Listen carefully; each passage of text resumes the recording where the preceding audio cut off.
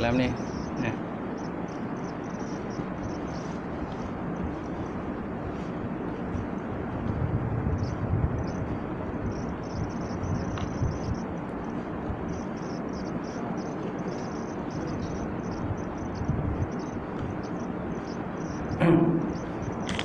Baik. Malam ni fiqh. Baik, kita mulakan majlis kita dengan macam kitab Al-Fatihah. A'udzubillahi minasyaitonirrajim. Bismillahirrahmanirrahim. Alhamdulillahirabbil alamin, arrahmanirrahim, maliki yaumiddin.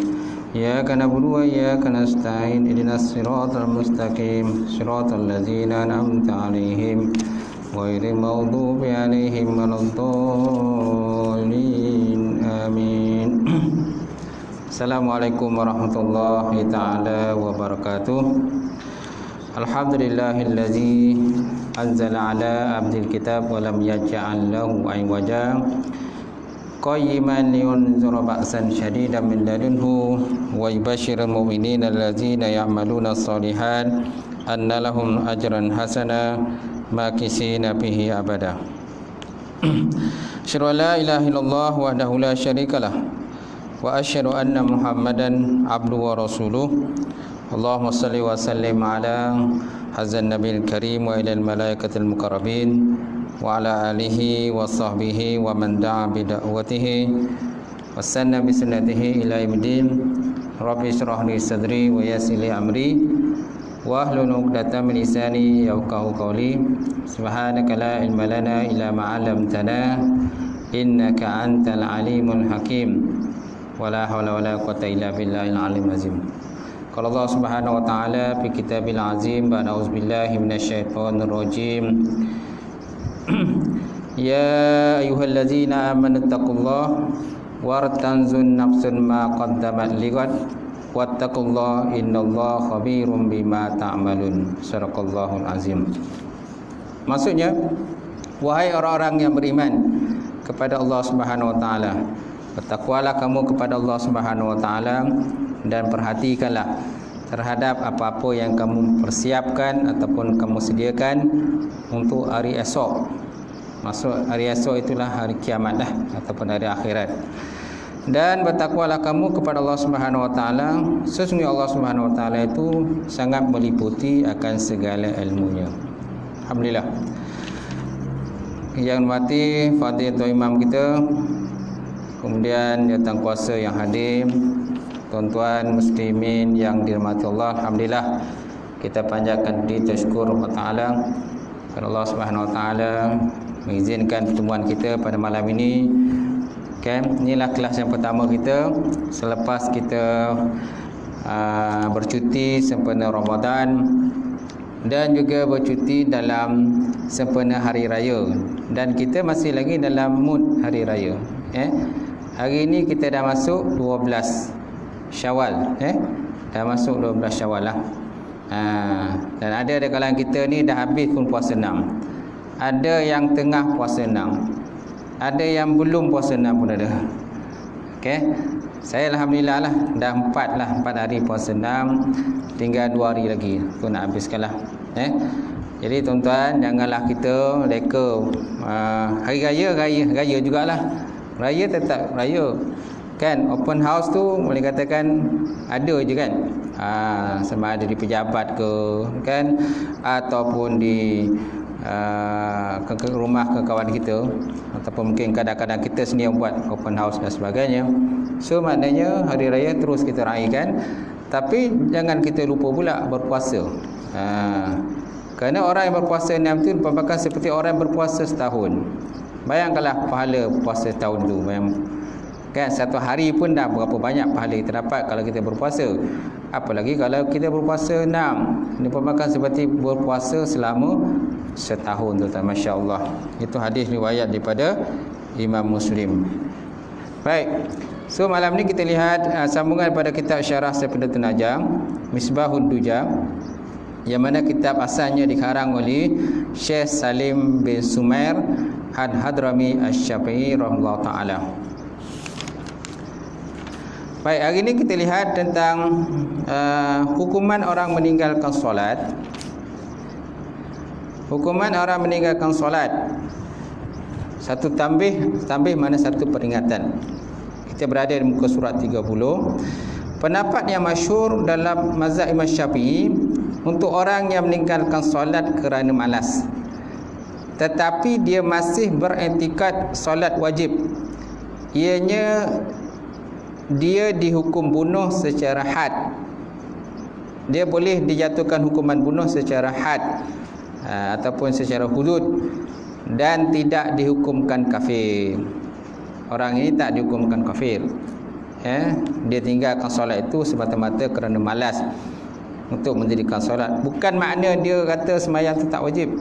Sembahyang tetap wajib, tapi disebabkan oleh orang kata kuatnya nafsu dia ataupun godaan syaitan yang menggoda dia, menghasut dia dan sebagainya, akhirnya dia kata sembahyang ni alah, aku malas nak buat solat lah. Tapi sembahyang tu tetap dah dia tingkatkan dia wajib. Jadi orang macam ni tuan-tuan, dia boleh dihukum bunuh secara had, tetapi tidak boleh kita katakan sebagai kafir.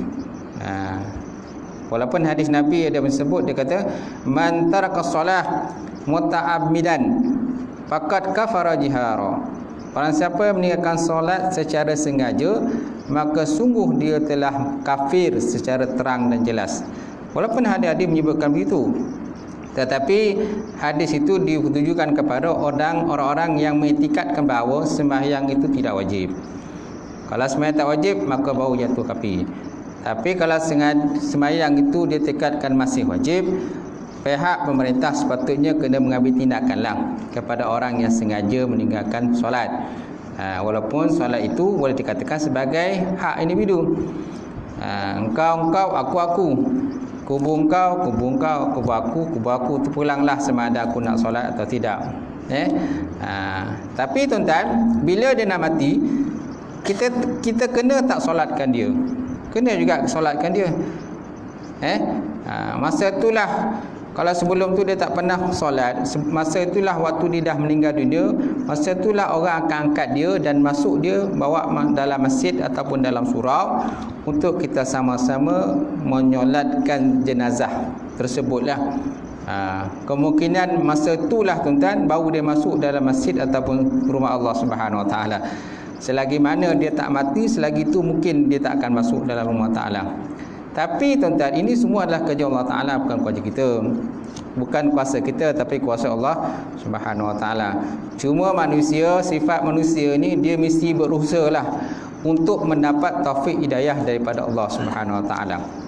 Dia tidak boleh hanya berserah diri kepada Allah untuk mendapat taufik hidayah daripada Allah. Dia kena usaha mendapatkan ilmu, mencarikan ilmu, bertanya kepada para ulama, pada ustaz dan sebagainya, macam mana aku nak menjadi seorang mukmin yang baik. Macam mana aku nak menjadi seorang Islam yang baik. Bukan hanya sekadar aku ni mengucap 2 kalimah syahadat saja, ataupun bukan sekadar aku ni hanya tertulis nama aku pada IC sebagai seorang Islam, tetapi dalam konteks menjunjung tinggi perintah Allah Subhanahu Wa Taala tu tak ada aku buat. So maknanya dia sendiri kena usaha untuk mendapatkan hidayah petunjuk daripada Allah Subhanahu Wa Taala itu. Tapi kalau dia tak usaha, tak akan dapatlah sampai bila-bila, dan akhirnya sampai bila-bila pun dia tidak akan mengerjakan solat. Dan mungkin kan waktu dia masuk dalam masjid atau surau Allah Ta'ala itu, Allah Ta'ala itulah yang pertama sekali dalam hidup dia, dan itulah yang terakhir dalam hidup dia waktu dia telah meninggal dunia. Selagi mana dia tak meninggal dunia, selagi itu tak akan masuk dalam Allah Subhanahu Wa Taala. Baik, kita tengok balik semula. Jadi pendapat yang masyhur dalam mazhab Syafi'i untuk orang yang meninggalkan solat kerana malas, tetapi dia masih beriktikad solat wajib, ialah dia dihukum bunuh secara had dan tidak dihukumkan sebagai seorang yang kafir. Pendapat ini juga tuan-tuan dipegang oleh Imam Malik rahimahullahu taala dan kebanyakan daripada ulama ussalah. Dan kebanyakan daripada ulama ussalah dan juga ulama khalaf. Baik, seterusnya satu faedah. 10 makna cinta kepada Allah. Sekarang ni kita lihat pula tentang cinta kepada Allah. Menurut sebagian ulama, ada 10 makna cinta yang mesti ada pada diri seorang hamba itu. Pertama, dia mencintai Allah Subhanahu Wa Taala serta meyakini dan mempercayai bahawa Allah sebagai zat yang wajib wujud, yang maha terpuji dalam semua perkara, termasuk dalam segala sifat-sifat Allah Subhanahu Wa Taala. Itu yang pertama. Dalam konteks kita nak mencintai Allah Taala Subhanahu Wa Taala tadi, pertama kita mencintai Allah Taala tadi dengan cara kita yakin dan percaya bahawa Allah Taala itu satu zat yang maha terpuji dalam semua perkara, dalam segala sifat-sifat Allah Taala. Sifat Allah Taala ni banyaklah. Salah satu daripada sifat Allah Taala ialah Alhamdu. Alhamdu mana segala puji bagi Allah Subhanahu Wa Taala. Dalam dunia tuan-tuan, macam-macam kategori orang memuji kan. Si A memuji si B, si B memuji si A, ayah memuji anak di atas sifat yang baik pada anak kan. Kemudian anak memuji ayah disebabkan sifat yang terpuji yang ada kepada seorang ayah. Okay? Itu juga kawan kita kadang-kadang memuji kita. Kita juga kadang puji kawan kita disebabkan sifat yang baik ada pada mereka. Tetapi segala puji itu semua kembalinya kepada Allah Subhanahu Wa Taala. Walaupun manusia ini punya sifat-sifat terpuji, tetapi masih lagi ada sifat kekurangan. Sedangkan sifat yang terpuji kepada Allah Taala ini tidak ada sifat kekurangan. Itu beza antara manusia dengan Allah Subhanahu Wa Taala. Sebabnya segala puji yang alam dunia tuan-tuan kembalinya kepada Allah Subhanahu Wa Taala, dan hak mutlak puji itu ialah hanyalah kepada Allah Subhanahu Wa Taala. Itu yang pertama. Yang kedua, mencintai Allah Taala dengan meyakini dan mempercayai bahawa Allah Subhanahu Wa Taala sentiasa memberi kebaikan dan keutamaan kepada hamba-hambanya. Itu yang kedua. Dalam konteks kita cinta kepada Allah Taala tadi, kemudian kita yakin pula kan, dalam konteks kita mencintai Allah Taala dan kita yakin dengan segala pemberian Allah Taala tadi, samping itu kita bertekad bahawa segala keutamaan yang Allah Taala bagi ini semuanya diberikan banyak kepada makhluk, banyak diberikan kepada makhluk ini. Dan kita setiap masa tuan-tuan tidak pernah terlepas daripada segala nikmat-nikmat dan juga kebajikan yang Allah Taala bagi pada kita. Terlampau banyak sangat, dan kita pun tak terhitung kadang-kadang kan. Nikmat duduk contohnya, satu nikmat. Ada orang tak boleh duduk, terpaksa berdiri je kan, disebabkan oleh sakit tulang ke apa sebagainya, maka dia tak boleh duduk, maka dia terpaksa berdiri. Jadi kita tuan-tuan ada satu terdapat, satu nikmat kita dapat, kita nikmat duduk. Nikmat berbaring pun nikmat juga. Ada orang tak boleh berbaring disebabkan oleh sakit yang berlaku pada dia. Kan, nikmat tidur pun satu nikmat juga.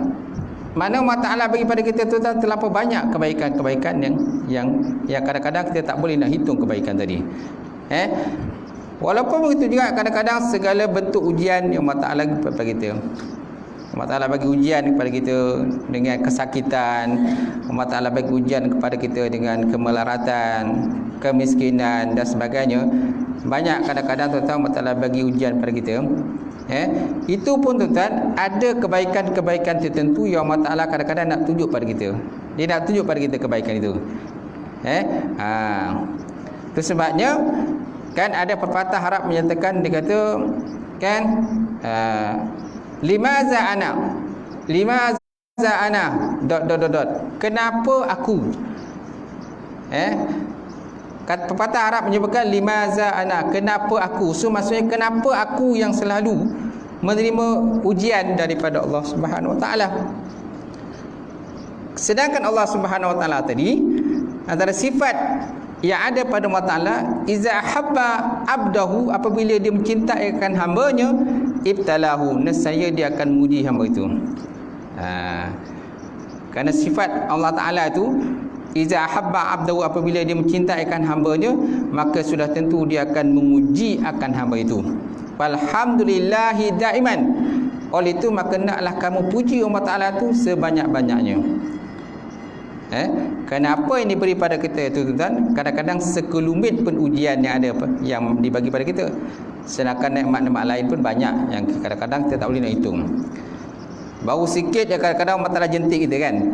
Baru sikit Allah Ta'ala jentik kita, sedikit kerana Allah Ta'ala kata bagi kita demam, kesakitan dan sebagainya. Banyak di kalangan kita ni kadang-kadang mengeluh di atas ujian tadi. Sedangkan nikmat yang kita ada tu telah banyak. Kalau kita nak hitung nikmat tadi kan. Macam tu. Kemudian seterusnya muka surat 30 tuan. Okey. Mencintai Allah Ta'ala yang ketiga, iaitulah mencintai Allah Ta'ala dengan meyakini dan percayai bahawa kebaikan daripada Allah Ta'ala terhadap hamba-hambanya lebih besar dan lebih agung daripada segala perbuatan dan ucapan puji para hamba, walau sebanyak mana pun hamba tadi memuji dia, tuan-tuan. Nombor 3, mencintai Allah Ta'ala dengan meyakini dan percayai bahawa kebaikan daripada Allah Ta'ala kepada hamba-hambanya lebih besar dan lebih agung daripada segala perbuatan dan ucapan pujian para hamba, walau sebanyak mana pun sekalipun, tuan. Tak? Dan kita pun memang digalakkan. Kita digalakkan memuji, selalu banyak puji Allah Ta'ala. Dalam solat pun kadang kita puji Allah Ta'ala, di luar solat pun kita puji Allah Ta'ala. Sebenarnya segala yang kita puji tu, yang kita sebut tu pun sebenarnya tak dapat kita nak bandingkan dengan segala kebaikan-kebaikan yang Allah Ta'ala dah bagi pada kita. Kan, segala kebaikan-kebaikan yang Allah Ta'ala telah bagi pada kita. Malahan segala kebaikan-kebaikan itu lebih besar dan lebih agung daripada segala perbuatan dan ucapan pujian hamba terhadap Allah Ta'ala. Terhadap Allah Ta'ala. Ada kadang-kadang kita sangka macam tu. Ya Allah, aku dah banyak puji Engkau ya Allah. Kenapa tak Engkau bagi aku nikmat yang banyak? Ya Allah Ta'ala, aku dah banyak puji, aku dah setiap hari, setiap malam solat kepada ya Allah. Kadang-kadang aku sembahyang sunat ya Allah. Kenapa ya Allah, kenapa tak bagi aku ni banyak kekayaan? Kenapa orang itu banyak kekayaan dia, sedangkan aku ni kekayaan tak banyak pun? Sedangkan aku jenis orang yang taat dan patuh di atas segala perintah-Mu ya Allah. Nampak tak? Itu biasanya yang diucapkan oleh seorang hamba lah. Apabila seandainya kan apa yang dia buat tu seolah dia tidak mendapat balasan daripada Allah Ta'ala. Sebenarnya balasan daripada Allah Ta'ala ni bukan hanya di dunia saja, malahan di akhirat. Kan? Dan banyak sebenarnya balasan akan kita terima bila akhirat besok. Walaupun begitu tak dinafikan ada juga balasan Allah Ta'ala bagi pada kita di dunia. Masih ada lagi. Disebabkan oleh ketaatan kita kepada Allah Ta'ala, maka Allah Ta'ala memurahkan rezeki pada kita. Disebabkan contohnya kita menghubungkan silaturahim, maka Allah Ta'ala memurahkan rezeki pada kita. Disebabkan kadang-kadang kita ialah macam orang berkahwin menikah, maka sudah tentu dia akan mendapat rezeki yang lebih berbanding dengan orang yang tidak berkahwin. Tak? Kalau sebelum tu, kalau orang belum berkahwin, kadang-kadang dia hanya mungkin ada sebiji motor je. Bila dia berkahwin, kemungkinan besar dia mungkin ada sebiji kereta pula. Dan kemungkinan besar dia akan ada rumah pula. Walaupun mungkin rumah bukan rumah beli lagi, tapi rumah sendiri pun dah ada kan. Dan anak dia mungkin akan berkembang dan sebagainya. Okay? Dan situ pun kita nampak dah bahawa nikmat Allah Ta'ala ni bukan hanya dibagi akhirat tapi di dunia. Tetapi kalau seandainya di dunia kita tidak dapat nikmat tadi, Allah Ta'ala akan balas pula di akhirat besok. Kerana kita ada dunia dan akhirat. Gitu. So maknanya ucapan puji para hamba walau sebanyak mana sekalipun tidak akan menyamai segala kebaikan yang Allah Ta'ala bagi kepada hamba tu. So janganlah kita orang kata mengeluh, kan? Janganlah kita kadang-kadang menyesali, give up dan sebagainya di atas apa yang ditakdirkan terhadap diri kita, tuan-tuan. Yang keempat, mencintai Allah Ta'ala dengan meyakini dan percayai bahawa segala tuntutan serta taklif perintah daripada Allah Subhanahu Wa Ta'ala adalah sesuatu yang kecil dan mudah. Mencintai Allah Ta'ala dengan meyakini dan percayai bahawa segala tuntutan serta taklif hukum daripada Allah Subhanahu Wa Ta'ala adalah sesuatu yang kecil dan mudah. Hakikatnya begitu, senang dan mudah. Tetapi terpulang pada hamba itu sendirilah. Kalau hamba itu mengiktikad sesuatu taklif hukum pada dia itu berat, dia akan jadi beratlah.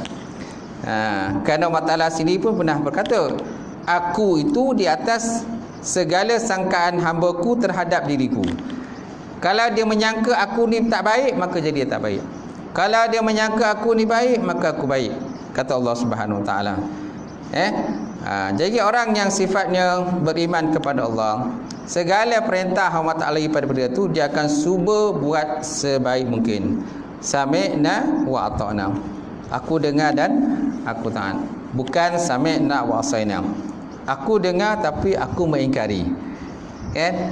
Malah ada di kalangan manusia tuan-tuan, walau kita cakap macam mana pun, seolah macam kita baling bola kat dinding. Kita baling bola kat dinding tuan-tuan, apa terjadi pada bola tu? Bola tu akan melantung semula pada kita. Semana dia tak boleh menerima lah apa yang kita ucapkan. Malahan dalam Quran pun, kalau orang yang tidak menerima segala peringatan daripada orang lain, kan, mereka membakar seperti kat telinga tu macam ada sumbatan, macam tersumbat telinga tu. Jadi apa yang kita pesan pada dia tu, dia akan melantung semula. Dan kemungkinan besar mungkin akan kena pada kita semula lah. Berlainan kalau seandainya kita membaling bola pada air. Kita baling bola pada air, apa terjadi pada bola tu? Sudah tentu bola tu dia akan melantung juga, tapi melantung dia tu tak adalah kuat. Dan lama kelamaan kemungkinan dia akan melekap ke air tu. Ataupun contoh lain, benda-benda cecair lah, minyak dan sebagainya. Minyak, kalau kita baling bola pada minyak, apa terjadi pada bola? Bola akan melekat pada minyak. Berlainan kalau kita baling bola pada dinding. Okay? Jadi bola tu akan melantung semula. Itulah ibaratnya orang yang sifatnya degil dengan orang yang sifatnya sentiasa mahukan bantuan daripada orang lain. Sentiasa mahukan, orang kata, petunjuk daripada orang lain. Sentiasa merendahkan dirinya kepada Allah Subhanahu Wa Taala. Jadi tuan-tuan, kalau kita nak menjadi orang yang sentiasa mencintai Allah Taala dan Rasulnya, maka segala tuntutan taklif hukum daripada Allah Taala tu kita anggap dia sebagai satu benda yang kecil dan mudah. Kecil dan mudah. Jangan kita anggap benda tu satu benda yang berat, memberatkan kita lah. Nak datang surau masjid ni satu benda yang berat. Nak datang mengaji ni satu benda yang berat. Tapi kalau dalam benda yang lain, kita boleh menghadap kadang-kadang berjam-jam. Tengok bola sepak, pertandingan bola sepak. Masuk dalam stadium, orang boleh duduk dalam stadium tu sampai habis, berjam-jam dalam tu kan. Apalagi kalau contohnya pertandingan akhir. Bila masuk pertandingan akhir, biasanya kadang-kadang kalau draw, seri kan, maka dia akan ada masa tambahan. Bila ada masa tambahan, draw lagi, seri lagi, akan ada senembakan penalti. So selagi mana tak habis kan pertandingan itu, selagi itu orang akan duduk dalam tu. Orang akan sanggup berjam-jam di situlah. Tapi bolehkah orang duduk dalam Allah Ta'ala tu dalam masa 2-3 jam? Susah kan? Apalagi dalam Allah Ta'ala ni kadang tak ada apa-apa. Tak ada video, tak apa-apa kan, kosong macam tu je. Jadi orang kalau tidak kuat imannya kepada Allah, maka rumah Allah Ta'ala ni seolah macam asing bagi dia lah. Sangat asing bagi dia. Dia tak boleh lemah dalam rumah Allah Ta'ala. Begitu juga dengan taklif hukum yang lain, kan, perintah solat, perintah zakat, perintah haji, kan, perintah menuntut ilmu, amal ma'ruf nahi munkar. Segala perintah tuntutan bagi orang yang taat kepada Allah, dia anggap benda itu mudah dan simple. Dia akan cubalah sebaik mungkin untuk melaksanakannya. Yang kelima, mencintai Allah Ta'ala dengan sentiasa memiliki rasa bimbang dan takut kalau Allah Ta'ala berpaling daripadanya. Dalam masa yang sama, hendaklah hamba setiap masa merasa bimbang dan takut kalau hilangnya sesuatu yang menjadi sebab Allah Ta'ala memberi kemuliaan kepadanya, seperti hilangnya makrifat dan dia hilangnya tauhid kepada Allah Subhanahu Wa Ta'ala. Ni yang kelima. Bagi siapa yang ada cinta kepada Allah, kan, dia mesti ada perasaan bimbang dan takut besok Allah Ta'ala palingkan kita punya iman dan juga akidah kita. Bagi orang yang tidak ada cinta kepada Allah, dia tak takut sama ada Allah Ta'ala nak palingkan dia ke, tak nak palingkan dia ke. Kan, besok kalau dia mati sama ada diseksa ke tak diseksa dalam kubur pun dia tak tahu je. Kan, dia tak ada rasa bimbang apa-apa. Kalau iman dia tercabut pun dia tak rasa apa-apa. Kalau orang kata marah dia pun dia pun tak tahu je. Kan? Kalau orang maki hama dia pun tak tahu juga. Kan? Makrifat dia, kan, sifat-sifat nur dan cahaya yang ada pada muka dia hilang pun dia tak tahu je. Itu sifat-sifat orang yang tidak ada cinta kepada Allah Subhanahu Wa Taala. Orang yang cinta kepada Allah Taala tadi, dia sentiasa memiliki perasaan bimbang dan takut kalau Allah Taala berpaling daripadanya. Kalau Allah Taala berpaling, mana Allah Taala tidak perhatikan lagi lah. Kerana ada di kalangan manusia ni kadang-kadang Allah Taala berpaling pada dia. Bila Allah Taala berpaling dengan dia, kan, jadi apa yang berlaku pada diri dia Allah Taala tak tahu je. Kerana apa? Kerana antaranya ialah kerana dia melupakan Allah. Bila manusia melupakan Allah, maka Allah Taala akan melupakan dia. Panasiyahum. Panasiyahum, maka Allah Ta'ala akan melupakan mereka. Kita nak ke diri kita ni Allah Ta'ala lupakan? Sudah tentu tak nak lah. Kalau boleh kita ni sentiasa lah orang kata berada dalam perlindungan Allah Subhanahu Wa Ta'ala. Orang-orang yang beriman kepada Allah, dia merasa bimbang kalau Allah Ta'ala berpaling pada dia. Okay? Kerana di hati kita tuan-tuan, hati kita ni tuan-tuan, kalau ikutkan berada di antara dua jari Ar-Rahman. Dua jari Ar-Rahman. Dan Allah Ta'ala boleh palingkan kita punya akidah tu. Itu kalau Allah Ta'ala nak lah. Tapi kita tak nak lah begitu. Kalau boleh kita ni, iman kita ni sentiasa mantap, kan, meningkat daripada satu masa ke satu masa yang lain. Itu yang kita nak. Baik, kemudian yang ke-6, mencintai Allah Ta'ala dengan melihat segala keadaan, keinginan dan harapan serta apa saja sudah pasti memerlukan pertolongan Allah dan tidak terlepas daripadanya Allah. Mencintai Allah Ta'ala dengan melihat segala keadaan, keinginan dan harapan serta apa saja sudah pasti memerlukan pertolongan Allah dan kita tidak terlepas daripadanya Allah. Kita memang sentiasa memerlukan pertolongan Allah Ta'ala. Kalau ada orang kata aku tak perlu nak pertolongan Allah Ta'ala ni, aku boleh berjalan sendiri, aku boleh berdikari sendiri dan sebagainya, itu diibaratkan seperti orang yang sombong lah. Orang yang sombong, ego dan takabur, dia memang tak perlukan orang kata hidayah petunjuk daripada Allah. Sedangkan kita dalam solat, kita kan selalu mohon hidayah petunjuk daripada Allah. Ihdinas siratal mustaqim, tak? Ihdinas siratal mustaqim, tunjukkan kami ya Allah jalannya lurus. So maksudnya kita mohon selalu hidayah petunjuk daripada Allah. Orang yang sombong dan ego, dia tak perlu nak hidayah petunjuk Allah, dia kata. Sebabnya kadang-kadang dia tak solat. Dia tak solat. Kalau solat pun orang kata kadang-kadang lah. Kadang-kadang, jarang-jarang dan sebagainya. Kita tak naklah jadi macam tu kan. Kita sudah tentu nak menjadi orang yang taat dan patuh segala arahan Allah Ta'ala. Kemudian lagi, Allah Ta'ala tidak terlepas daripadanya. So maknanya apa saja pergerakan kita tuan, tidak terlepas daripada pandangan Allah. Tak pernah terlepas daripada pandangan Allah Subhanahu Wa Ta'ala. Kerana Allah Ta'ala itu memperdapatkan apa saja yang kita lakukan. Sama ada kita berada dalam tempat yang terang atau tempat yang gelap, tempat yang terlindung, tempat yang lapang dan sebagainya. Semua itu diperlihat, Allah Ta'ala melihat apa yang kita lakukan. Allah Ta'ala sentiasa merhatikan segala gerak kita. Siapa itu pula? Kita pun ada malaikat kiri kanan kita, malaikat Raqib Atid, sentiasa menulis amalan kita. Akhirat besok tuan-tuan, segala amalan kita akan dibentang. Daripada umur balik kita, daripada umur balik sampailah kita meninggal dunia, dia akan dibuka dan dibentangkan di hadapan Allah Subhanahu Wa Taala dan juga makhluk yang lain. Semua makhluk akan melihat segala amalan-amalan yang tertulis dalam suratan amalan kita. Masa itulah tuan-tuan, masa musim di kalangan manusia ni akan menyesal macam tak percaya. Rupanya banyak kejahatan-kejahatan telah aku lakukan dahulu. Aku ingatkan banyak kebaikan, rupanya banyak kejahatan. Nauzubillah min zalik. Seterusnya yang ketujuh. Yang ketujuh, mencintai Allah Ta'ala dan mengingati Allah. Mengingati Allah Ta'ala sebaik dan semampu mungkin. Sebaik dan semampu mungkin kita kena ingat Allah Subhanahu Wa Ta'ala. Ala bizikrillah tatmainnul qulub. Bukankah dengan mengingati Allah Ta'ala tadi hati kita akan menjadi tenang? Kalau hati nak tenang, selalu ingat Allah Ta'ala. Apa saja berlaku pada kita tuan-tuan, kita tidak akan marah, tak akan copek bengih lah. Banyak kalau kita datang, kadang-kadang tuan-tuan bila berlaku pada dia copek bengih, melonting, mengamuk tengah jalan. Kadang-kadang berlaku insiden kan, mandu.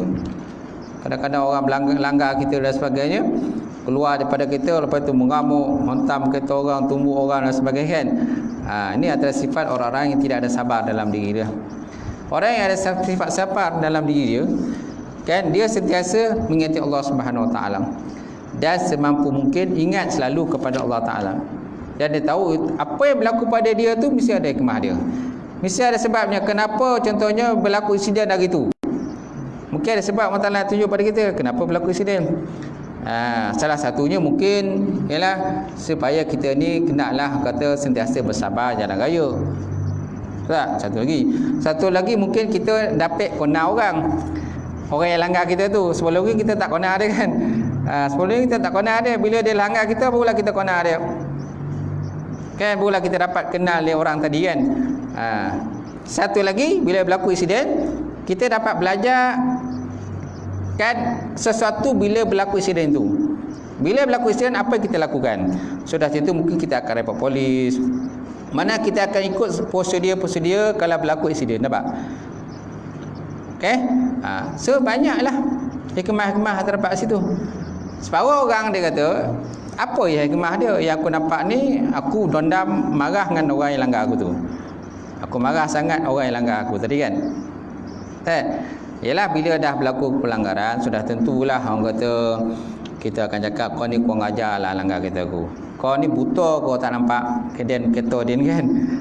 Tapi kalau kita lihat daripada sudut yang positif, ada kebaikan-kebaikan kenapa Allah Ta'ala menyebabkan kita insiden lagi tu.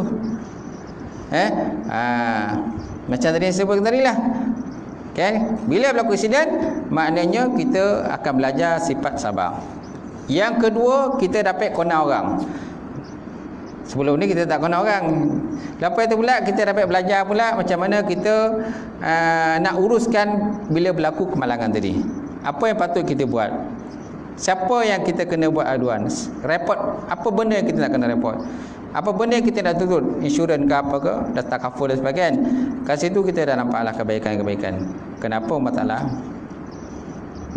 menjadikan kita berlaku kemalangan tadi? Faham kan? Jadi kita lihat daripada sudut yang positif tuan. Baik, kemudian yang ke-8, mencintai Allah Ta'ala dengan memiliki keinginan untuk menegakkan setiap kewajipan serta berusaha mendekatkan diri kepada Allah SWT melalui sunnah semampu yang boleh ataupun semampu mungkin. Yang ke-8, mencintai Allah Ta'ala dengan memiliki keinginan untuk menegakkan setiap kewajipan serta berusaha mendekatkan diri kepada Allah melalui sunnah semampu mungkin. Semana usaha kena adalah. Jadi macam mana kita nak jadi hamba yang dekat diri kepada Allah, cinta kepada Allah? Salah satunya ialah kita mengamalkan sunnah Rasulullah sallallahu alaihi wasallam. Kerana Nabi Muhammad sallallahu alaihi wasallam itu merupakan kekasih Allah.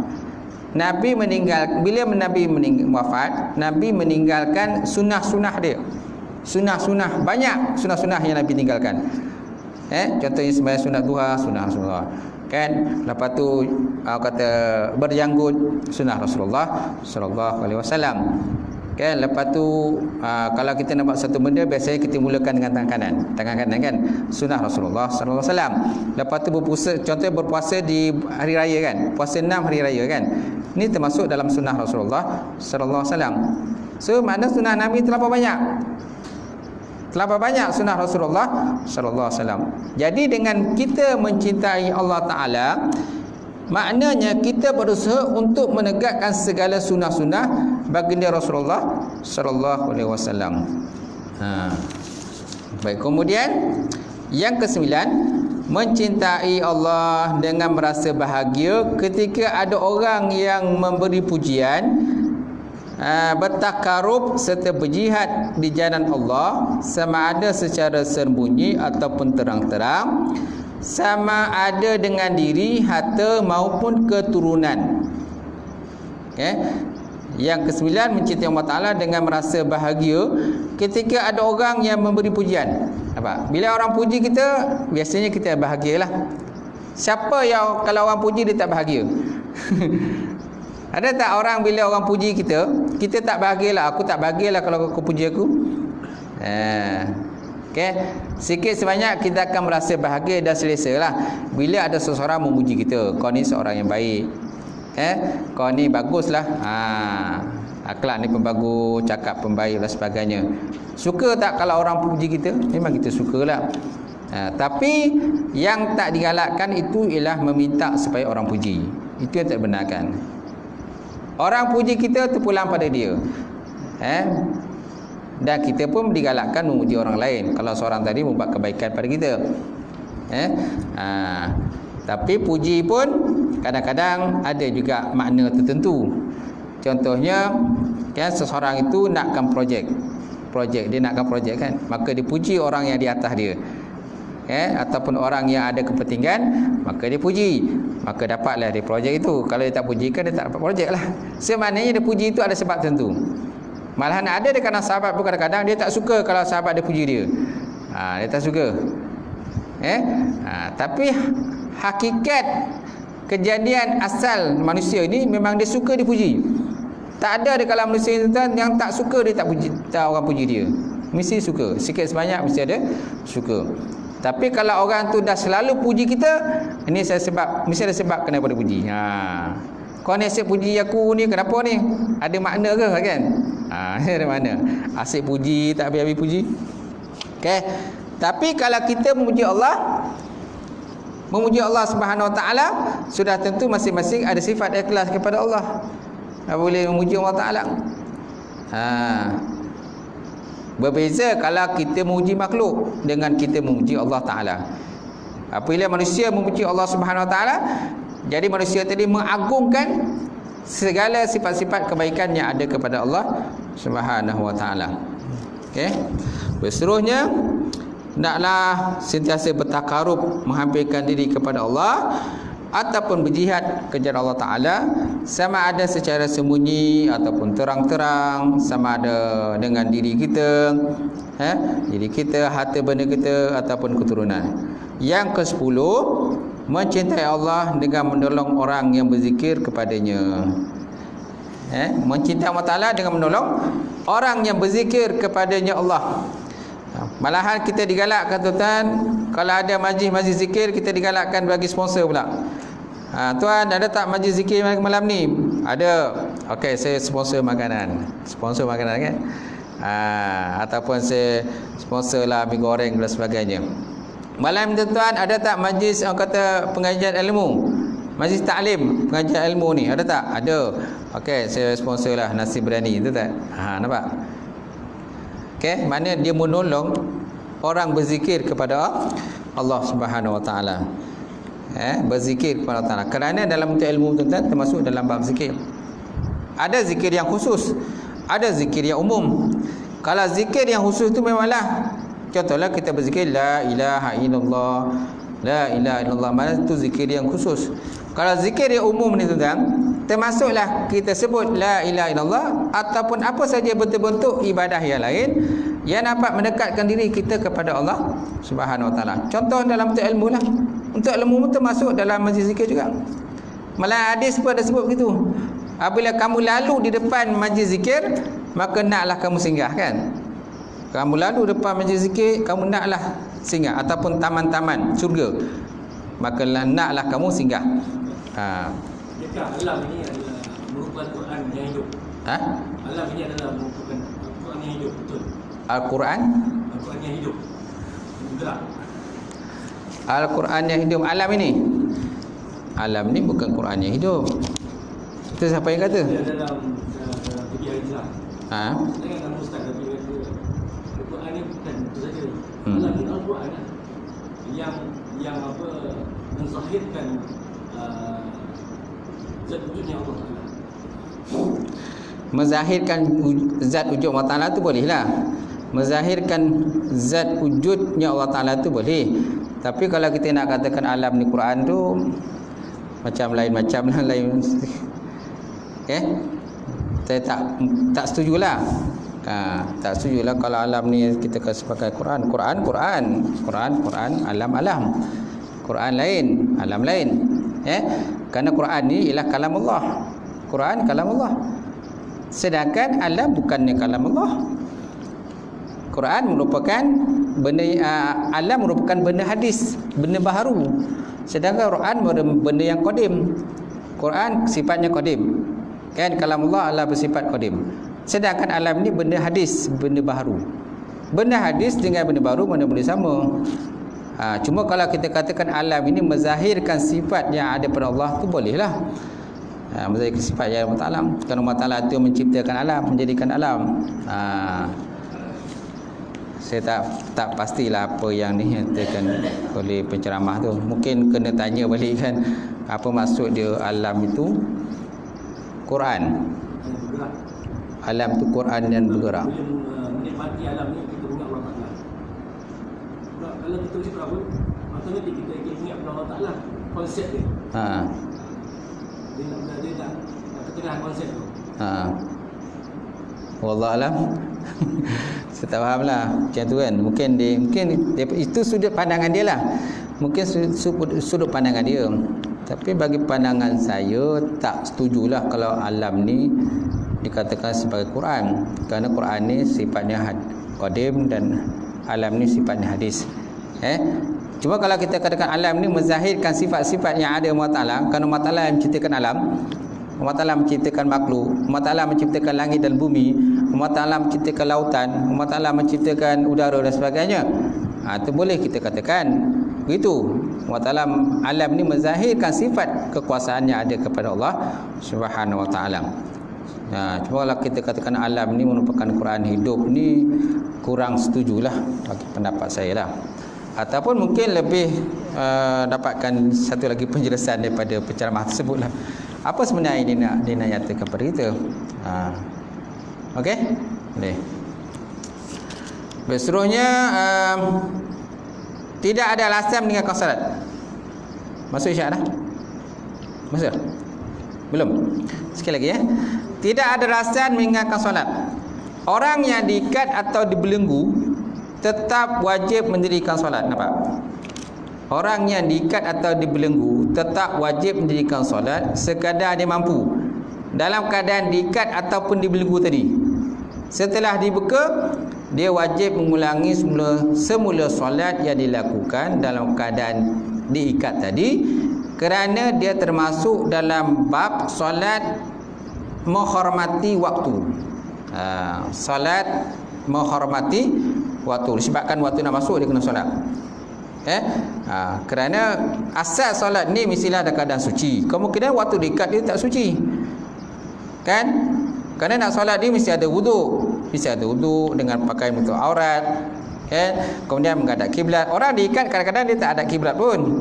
Tak mana-mana tadi ada orang yang ikat tadi kan, mungkin dia menghadap ke timur atau ke barat dan sebagainya. Sedangkan waktu solat dah masuk, Allahu Akbar, Allahu Akbar, solat dah masuk dah. Dia wajib mendirikan solat sebagaimana keadaan dia macam tu. Walaupun contohnya dia tak ada wuduk tak ada. Orang kena ikat, mana ada masa nak angkat wuduk, keadaan terikat. Kecuali lah kalau orang yang ikat tu baik hati. Dia kata, aku dah ikat kau ni, tapi aku nak tolong kau solat. Tak apa, saya ambilkan wuduk untuk kau, dia kata. Jadi orang yang mengikat tadi pergi ambil, kan, basuhkan wuduk pada dia kan. Tu ibaratnya samalah macam contohnya orang memandikan jenazah. Kan, orang memandikan jenazah.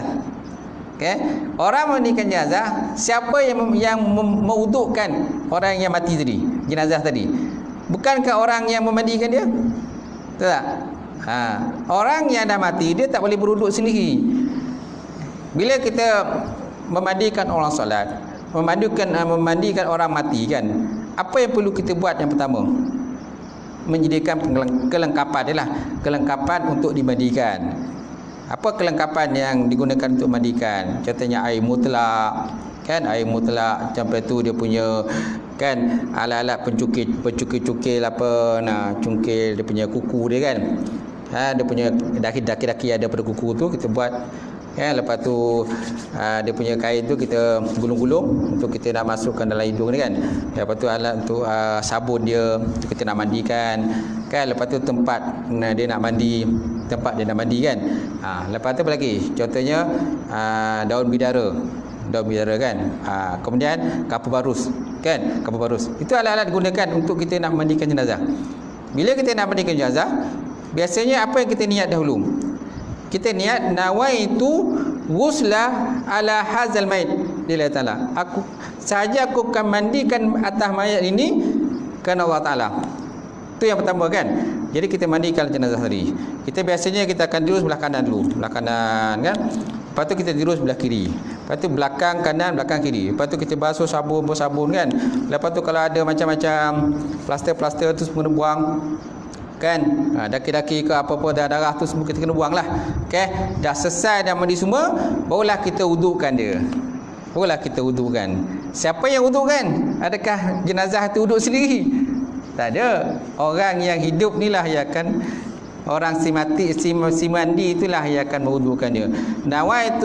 Nawaitu wudu li hadzal mait lillahi ta'ala. Saja kewudukan mayat ini kerana Allah Subhanahu Wa Taala. Maka kita basuhkan muka dia 3 kali, basuhkan kanan dia 3 kali, basuhkan ke tangan kiri 3 kali kan, sampailah pada kaki lah. Lepas tu kita ambil pula air air mutlak kita teruskan. Lepas tu air daun bidara basuhkan 3 kali. Lepas tu kapur barus 3 kali kan. Betul tak? Itu cara kan memandikan jenazah. Lepas tu barulah siap semua, dah kering-kering kan, barulah kita kapankan. So maknanya siapa yang menguruskan? Mana orang yang hiduplah yang akan menguruskan. Jadi dalam bab contoh mayat lelaki yang diikat tadi kan. Lelaki diikat tadi kan, kalau seandainya orang mengikat tu baik hati, dia boleh wuduk kan. Dia boleh wudukkan orang yang ikat tu. Kalau hati dia baiklah, kesian kau ni kena ikat. Tak apalah, saya wudukkan untuk kau lah. Sebabkan waktu dah masuk tuan-tuan. Tapi biasanya takkanlah orang yang mengikat tu nakkan wudukkan dia, tak ada. Cuma orang yang kena ikat, selagi dia taat kepada perintah Allah Ta'ala Rasul, selagi itulah maka wajiblah dia mengerjakan solat. Walaupun dalam keadaan dia tak ada wuduk, dia kena solat. Walaupun keadaan dia terikat, dia kena kerja solat. Dan dia adab mana sajalah. Tak ada kiblat pun tak apa. Kerana apa? Kerana menghormati waktu tuan-tuan. Bila dia dah tak ikat lagi, dah tak ikat, dia dah terlepas, maka wajiblah tuan-tuan, kalau ikut pada pandangan ini, wajiblah dia mengqada semula, mengganti semula solat-solat yang telah dia buat tadi ketika dalam keadaan terikat. Lihat dalam kitab Majmu' Syarah Muazzam. Saya ulang balik.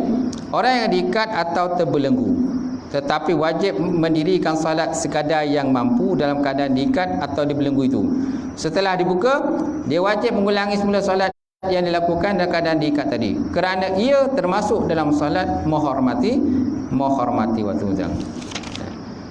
Baik, kemudian ancaman meninggalkan solat. Orang yang sakit termasuk yang tenat sekalipun tidak boleh meninggalkan solat. Dia mesti solat mengikut kemampuan dia. Walaupun dalam keadaan tenat, selagi mana akal fikiran dia tadi masih lagi waras, dia kena sembahyang lah. Tapi kalau keadaan orang kata dalam keadaan tak sedar diri, macam mana nak solat? Orang dalam ICU dalam bilik ICU tu, kadang-kadang dia tak sedar diri. So macam mana nak solat? Dia tak boleh solat. Tapi selagi mana dia waras, walau keadaan sakit macam mana pun, dia tetap mengerjakan solat. Tapi ada kalau manusia kadang-kadang sakit, ustaz macam mana nak solat kata. Itu hal masing-masing lah kan. Tapi kalau ikut perintah agama, sakit macam mana pun dia kena solat mengikut kepada kemampuannya lah. Macam tu. Baik, kemudian seseorang yang meninggalkan solat dengan mengingkari kewajipannya, atau menghalalkan meninggalkannya adalah kafir, kerana dengan kufur i'tikad yang nyata dengan ittifaq para ulama. Jika meninggalkannya tetapi tidak mengingkari kewajipannya, mungkin kerana malas, tidak kafir tetapi tetap berdosa besar, dan dia telah melakukan maksiat yang besar, satu maksiat yang besar. Sebabnya meninggalkan solat ini termasuk dalam dosa besar. Orang yang tidak solat, kalau dah tahu perintah tadi, kan, maka wajiblah dia bertaubat kepada Allah Subhanahu Wa Taala dan mengqada, menggantikan solat-solat yang telah pun ditinggalkan. Kalau 40 tahun dia tak solat, maka wajiblah diganti 40 tahun tu. Qadalah. Qada ni kadang mungkin kita tak boleh nak qada sekali banyak. Qadalah sikit-sikit. Qadalah setakat dia mampu dia boleh qada, dia kena qadalah.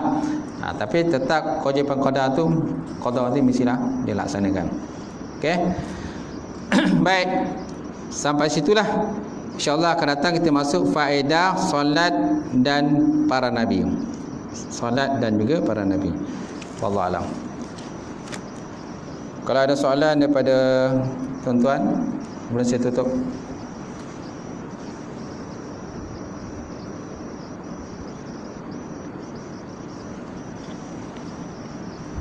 Tak ada?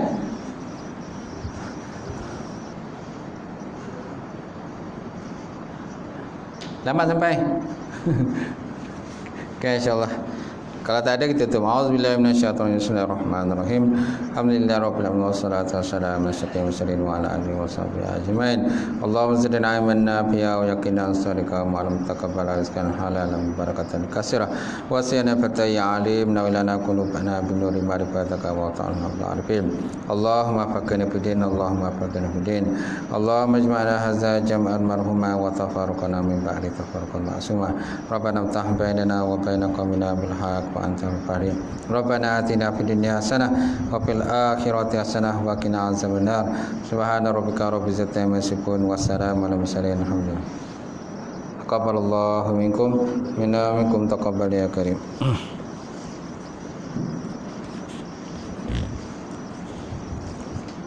Nazan.